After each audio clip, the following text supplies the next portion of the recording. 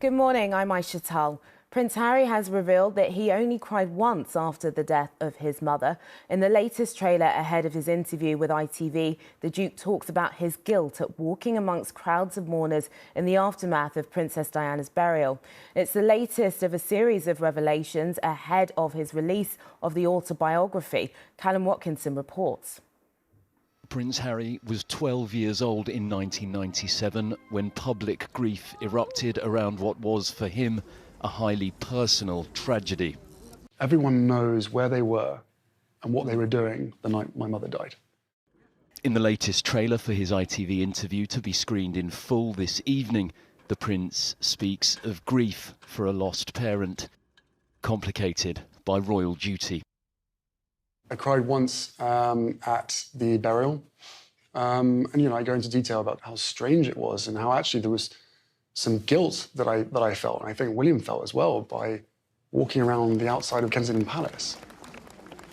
50,000 bouquets of flowers to our mother, and there we were, shaking people's hands, smiling. I've seen the videos, right? I look back over it all, and the wet hands that we were shaking, we couldn't understand why their hands were wet, but it was all the tears that they were wiping away. There's been a steady drip feed of detail from Harry's memoir via translation of its release in Spain.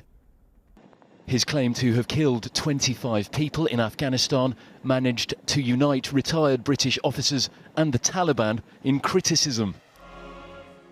He has also written that his brother was wasted on rum hours before his wedding and still drunk when he greeted the public before the ceremony. But in these latest clips, he speaks only of the grief he had no choice but to share with the nation. Everyone thought and felt like they knew our mum. And the two closest people to her, the two most loved people by her, were unable to show any emotion in that moment.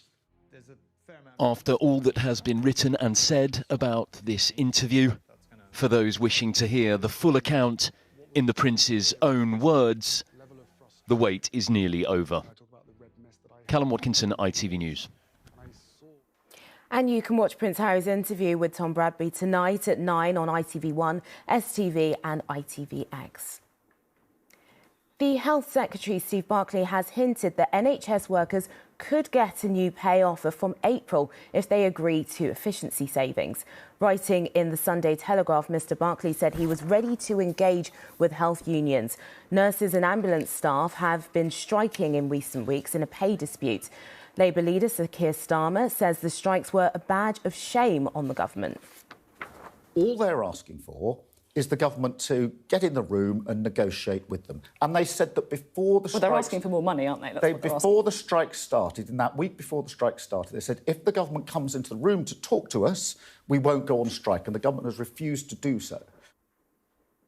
China has lifted quarantine requirements for foreign travellers after nearly 3 years of restrictions. The border between mainland China and Hong Kong has also been reopened. That's despite a surge in cases of coronavirus. It comes as the country has been dismantling its zero-COVID policy. The promises of the 2012 Olympics to get Britons fitter was not kept, according to a parliamentary report. It also said that the destination of around £1 billion worth of grants is still unknown. The government said it made the country's health and fitness a priority. And a teacher in the US who was shot by a pupil aged just 6 is showing signs of improvement, authorities say.